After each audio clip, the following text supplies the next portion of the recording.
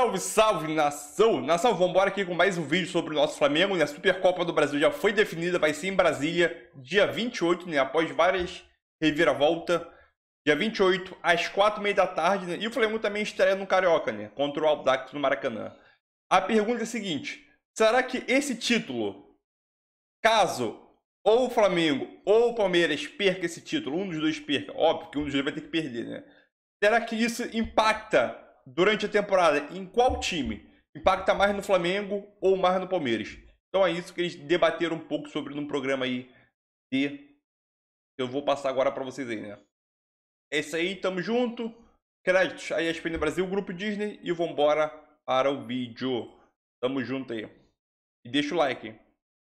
Sim, só para te passar, eu só discordo do Jean num ponto. Eu concordo que a temporada não é definida agora, se perdeu ou se ganhou a Supercopa não é sinal de sucesso ou de fracasso, mas para quem perder, por ser o confronto que é nesse momento, eu acho que para começar a temporada vai fazer diferença. Eu não sei. Sabe por quê, Daniel? Porque o Palmeiras perdeu e depois caminhou tranquilamente, né? E o Flamengo pode perder e depois ir lá ganhar o Mundial e ninguém vai ficar lembrando. Eu tenho dúvida disso. Vai pesar animicamente. Torneio que é um jogo só. É difícil. Torneio que são 2 jogos. Eu acho que isso aí, tudo pode acontecer em jogos assim. É só um jogo da Supercopa. Puxa vida.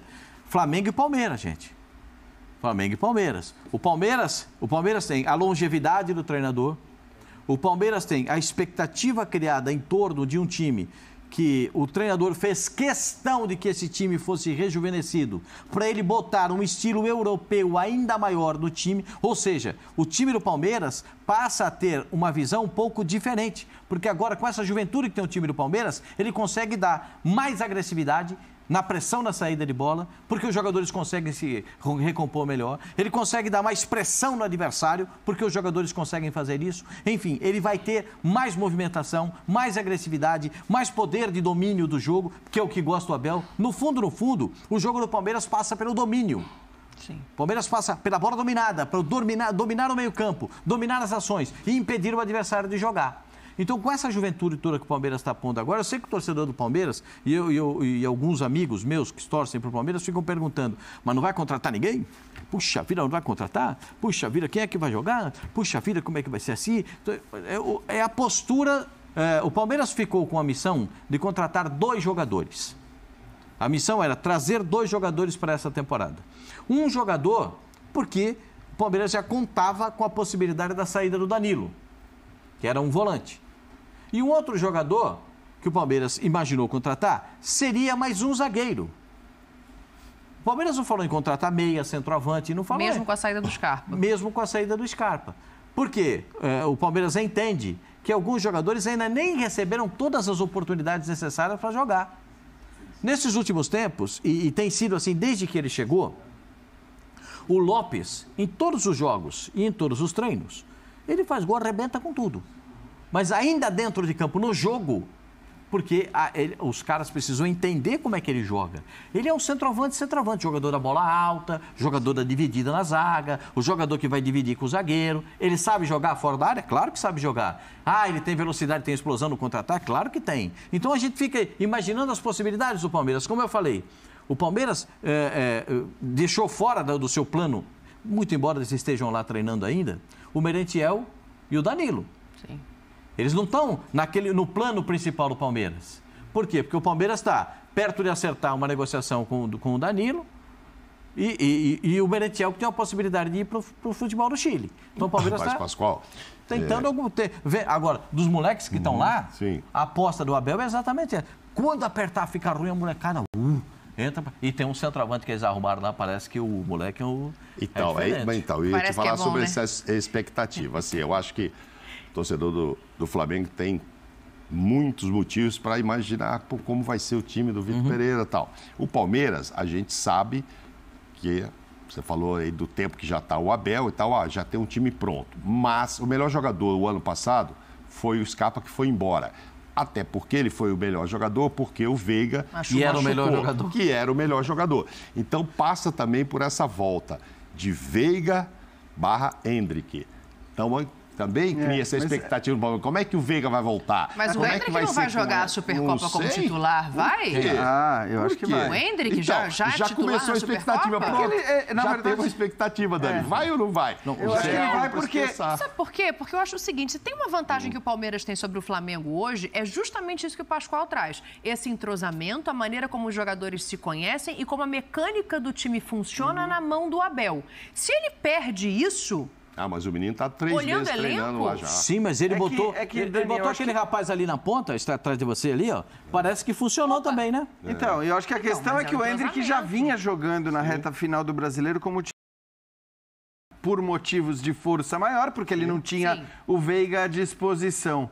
Mas eu acho que mesmo com a volta do Veiga, se a gente considerar que o Mike estava jogando num determinado momento como ponta... É verdade, eu tinha esquecido disso. Então é uma loucura, porque a gente pode imaginar o Palmeiras jogando com o Veiga centralizado, com o Rony e o Dudu abertos e o Hendrick como centroavante. Acho que esse é o time titular do Palmeiras hoje. E ainda assim com entrosamento. E ainda assim com entrosamento, porque o Hendrick ele estava jogando. A questão do Palmeiras, e a gente sempre fala, é, de fato, a falta de elenco. A falta de elenco no sentido, né, de você olhar para um banco e não conseguir manter... se você tiver que fazer 3 trocas, você não mantém o nível do time titular. Algo que no Flamengo eu acho que acontece. Mas olhando para a final dos dois, e para isso que você falou, Dani, acho que do peso de uma eventual derrota, é engraçado porque eu acho que são pesos completamente diferentes. No caso do Palmeiras, se vier alguma queixa mais forte, alguma corneta maior, e a gente não duvida nada no Brasil que... né, mesmo um time campeão brasileiro, por pontos corridos, com o trabalho que tem, que as cornetas venham. Mas se essa corneta vier, ela vai direto naquilo que o Pascoal estava falando. Contrata alguém. Contrata alguém. Como é que não contrata ninguém? Perdeu o Scarpa, vai perder o Danilo, provavelmente. No Flamengo estraga maior. E no Flamengo, aí a questão é outra. No Flamengo, a pergunta é, perdendo para o Palmeiras, pode vir já de cara... aquela pressão insana e absurda que a gente viu no Paulo Souza por causa de um campeonato estadual. Não era por causa da perda do título, que aí eu acho até mais compreensível. Você perdeu o título para o Fluminense na decisão, com o time que tinha, eu acho até mais compreensível a insatisfação. O que eu não me conformava no ano passado, e não vou me conformar nunca, é aqueles jogos contra times absolutamente desimportantes, com você sabendo que o Flamengo estaria na decisão do campeonato estadual, fosse qual fosse a escalação, fosse qual fosse o time, fosse qual fosse o teste que o Paulo Souza fizesse, o Flamengo estaria na decisão. E mesmo assim, ele apanhou muito além da conta. Depois, beleza, o trabalho não deu certo, mas isso é uma outra história. Então, o que eu me pergunto é, ok, no caso de uma derrota do Palmeiras, pode vir a crítica? Pode, mas certamente não vai ter crítica ao Abel Ferreira, não vai ter crítica aos jogadores, vai ser uma crítica pela falta de contratação. Já sabe que o alvo é a diretoria. Eu concordo com você, Diante, que o Paulo Souza devia ter todo o direito de fazer o que quisesse com o estadual, uma vez que estava combinado. Mas que ele forçou uma barra também, ele forçou. Ele também fez por onde cansar um pouco a paciência do torcedor. Quando você pega um Everton Ribeiro, aí vai virar quase lateral esquerdo de novo, põe do lado de cá, o cara começa a olhar e fala assim, pô, que tipo de teste? Aonde vai levar isso? Depois ele mostrou que a crítica só foi antecipada, né? Porque merecer, no fim das contas, ele mereceu. Não, mas é que senão acho que assim, a gente normaliza uma crítica que ela não pode acontecer. Se a gente mesmo defende, acho que quase todo mundo aqui defende que, pelo menos nessas fases de campeonato estadual, e ainda mais no caso do Flamengo, né? Que a gente sabe que, independentemente do que fizer, ele vai chegar à decisão. Se a gente defende que isso seja pré-temporada, vamos tratar esses jogos como jogo treino mesmo. Sim. Então, se o VP quiser fazer o teste que for, por mais absurdo que pareça, eu acho que a gente tem que dar liberdade para o treinador fazer isso. Mas nesse caso, ele tem uma agenda... Ele tem um mundial ali na frente. Olha o meu ponto aqui, ó. E eu acho que assim, o VP já estava no futebol brasileiro, então tudo bem fazer testes, mas ele já sabe o que cada um tem ali nesse Flamengo para oferecer. Caras, né? Ele não fez estadual. É verdade. Aqui, Pascoalzinho, que eu quero jogar para você, ó. O Rodrigo tá falando assim na hashtag ESPNFCBR. Não vira pressão coisa nenhuma. O que vale é o Mundial. Vocês ainda não entenderam isso. A minha questão é 29-1. Uma semana depois é outro. Para o Flamengo, o peso dessa Supercopa, ele também está em cima do jogador. Eu entendo como o Mauro. Eu acho que para o Flamengo é sensacional ter 2 jogos, ter um jogo antes de embarcar contra o Palmeiras. Sensacional. Se ganhar. Não, sensacional em todos os aspectos, porque é uma evolução. Porque o treinador pode, se ele colocar o time principal em 3 jogos, ele pode criar uma escada para o time. Ó, nesse jogo aqui é esse, ó, vou pular um jogo, vou botar o outro, vou pular um jogo, vou botar... Contra o Palmeiras vai todo mundo. Sim. Porque aí mede a temperatura do time. E aí, se ele tiver alguma ideia, ou se ele, de repente, eu vou botar o Gerson para jogar, mas eu tenho dúvida. Se o Gerson vai me dar toda a produção, eu vou perguntar para vocês. O João Gomes e o Thiago no meio-campo, no mínimo, eles têm nota 8 na última temporada. No mínimo, nota 8. Perfeito? Dá para tirar os dois de imediato para colocar o Gerson? Se você lembrar que o Gerson teve nota 9 quando foi embora, sim, depende que Gerson está chegando. Mas um outro time, né? Entendeu? Também, né? É uma outra circunstância. Mas esse é um bom exemplo, Pascoal. Se ele resolver que ele vai manter o Thiago e o João Gomes no time, ele tem que ter todo o apoio para isso. Claro. E o Gerson que espere um pouquinho. Claro. O Gerson vai virar titular desse time. A gente sabe que isso vai acontecer, mas você também não precisa... E acho que o próprio VP falou isso na entrevista, né? Ele falou, eu tô pegando um time campeão da Libertadores e um time campeão da Copa do Brasil. Então, eu não acho que ele precise correr para fazer essas mudanças. É claro que a gente fica curioso, e eu fico muito curioso, sobretudo porque ele falou, como técnico do Corinthians, que via fragilidades na marcação do Flamengo. Ele falou isso e até comprovou essa fragilidade na marcação. Por isso que eu tenho a dúvida se ele vai querer corrigir o que na visão dele eram problemas do time do Flamengo logo de cara, ou se ele vai dizer, não, pera lá, esse time, ele tem as suas qualidades, eu vou fazer aos poucos porque nas duas finais da Copa do Brasil, o Flamengo foi bem num tempo e foi mal no outro. Sim. O Corinthians foi bem num tempo e foi mal no... Igualzinho, na final... Na finalíssima, o Corinthians foi bem um tempo e o Flamengo foi bem outro tempo. Deu empate. No jogo, no jogo de ida, mas dentro da mesma situação. O Corinthians foi bem um tempo e o Flamengo foi bem outro. Dentro de que você falou, das possibilidades de explorar, o que ele explorou nesses jogos? As costas dos laterais. Isso. E explorou as costas dos volantes. Porque os dois volantes saem. O que ele explorou? Um meia entre os dois volantes e as duas beiradas com velocidade. Entendeu? Então, ele falava muito... Quando agora ele tem que consertar. Mas com o Gerson ele não conserta. Então, é isso. Quando ele falava muito do problema de marcação das laterais do time do Flamengo. E é um problema para ser resolvido... Já tem uma questão aí que um lateral, o direito, já não é mais o mesmo, né? Não é mais o mesmo. Mas eu nem sei se isso é um problema do ponto de vista de perder na marcação do lado direito. O Varela não tem o estilo... Do Rodinei. Então, porque o Rodinei é um cara que subia muito também, então acho que essa fragilidade, até de alguma maneira, ela já pode diminuir com essa mudança automática. Você que acha que os estaduais poderiam ser usados de outra maneira, né, com outro feitio, dá uma olhada no calendário do Flamengo aqui junto comigo, porque vão ser 5 jogos de campeonato estadual. O Mauro falou que acha que o VP vai colocar o time titular em 2. Eu achei que colocaria em 3. Esse jogo aí contra o Dax agora é o jogo da 5ª rodada, que vai ser antecipado justamente por conta do jogo com o Palmeiras. Aí o campeonato em si começa no final de semana, o Flamengo joga com a Portuguesa. Eu acho que Madureira e... é por isso, né, Mauro? Madureira e Nova Iguaçu. Então, pode ser o Madureira e Bangu, 2 jogos ali, um jogo antes. Porque o Bangu já está muito perto, não? 28 são 4 dias. A única distância de 4 dias de um jogo para outro é do Bangu para o jogo contra o Palmeiras. O resto é tudo 3 dias, a gente está vendo aí, né? Então, assim, é isso. São 2 ou 3 jogos.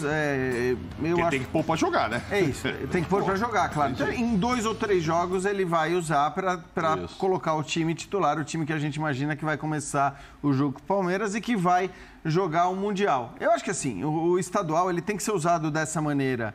Sobretudo para esses times, eu acho que a gente está falando de um Flamengo que, nesse momento, tem 3 competições já... taças em disputa, competições importantes pela frente num curto prazo. Aí não tem a menor dúvida que você tem que usar esses jogos dessa fase do estadual como jogo treino. Eu defendo a mudança do estadual, não defendo de maneira alguma o fim dos estaduais por motivos óbvios, pela importância que ele tem para o futebol brasileiro, para as equipes menores e tudo mais, mas o que não faz sentido é você ter os grandes times do Brasil, e aí não estou falando grande porque tem o crachá lá, eu sou o Flamengo, eu sou o Palmeiras, não é isso. Mas você podia ter uma fórmula que pelo menos dissesse, olha, é o seguinte, equipes que estão na Série A e na Série B do Campeonato Brasileiro, elas vão entrar no campeonato estadual numa fase mais aguda, vão Como entrar... acontece na Copa do Brasil, né? Com quem está na Libertadores. Exato, um ótimo exemplo. A própria Copa do Brasil, da Libertadores, as Copas europeias acontece assim, você tem as equipes maiores entrando numa fase mais aguda, então acho que assim, não é tão difícil solucionar esse problema. Enquanto não se soluciona, a gente tem que aceitar que os técnicos precisam usar esses jogos que a gente viu aí do Flamengo, exceção feita ao jogo contra o Palmeiras, como jogo treino. Essa deveria ser a palavra, é jogo treino. É para ele testar, é para ele experimentar, é para ele ajustar o time para os verdadeiros objetivos da temporada. E não estou dizendo que a final do estadual lá para frente não é importante. Aí eu acho que tem a sua importância. Óbvio que não se compara com o brasileiro, com Libertadores e Copa do Brasil, mas tem a sua importância. Talvez comparável às tais Supercopas e Recopas, enfim. Talvez até um pouquinho mais, acho que por tudo que envolve a disputa, se for Fla-Flu de novo, aí tudo bem, mas aí nós estamos falando de Flamengo e Palmeiras também, né? Fla-Flu de novo. Enjoado do jeito que é o Fluminense com o Flamengo? Mas aí nós estamos falando de novo. A Supercopa é Palmeiras e Flamengo, então é uma rivalidade muito grande e tal. Então, assim, eu acho que a gente tem que aceitar, e a gente é todo mundo, né? Eu acho que a imprensa, o torcedor, os dirigentes têm que permitir ao técnico, e acho que isso o Flamengo até fez, né? Então é isso aí, nação. Mais um react que eu trouxe para vocês, dessa vez no programa ESPN FC.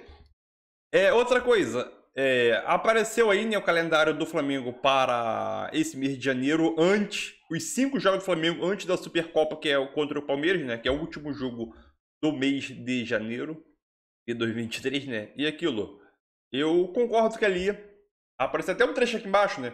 Que esses últimos 5 jogos, né? Esses primeiros 5 jogos do Flamengo no ano de 2023 será de laboratório, se preparando para a Supercopa, que é o primeiro objetivo do VP, ele já deixou bem claro isso. O primeiro objetivo dele é ganhar a Supercopa. E depois vai vir o Mundial, que o Flamengo não é o favorito, mas tem chances de ganhar o Mundial. É aquilo, vamos ver como o Flamengo vai avaliar nesses 5 jogos aí, né? Eu espero que o Vitor Pereira coloque o time titular pelo menos em 2 ou 3 jogos, de 2 a 3 jogos, né? Ou vai mesclando meio time titular aqui, meio time titular ali, depois coloca o time inteiro, né? E a gente espera que o Flamengo não perca essa Supercopa, porque senão já vai ser uma pressão desnecessária em cima do Vitor Pereira para o início da temporada, né? Simplesmente isso. O Flamengo nesse primeiro trimestre do ano tem 3 decisões super importantes e o Vitor Pereira já falou na sua entrevista coletiva, falou que não vai mexer muito no time, vai deixar o esboço, né, do time do Dorival, só vai começar a mexer com o tempo, né? Então a gente espera todo sucesso ao Vitor Pereira, que é um excelente treinador, e que ele consiga fazer o Flamengo conquistar patamares mais altos do que 2022, né? É isso aí, tamo junto, valeu!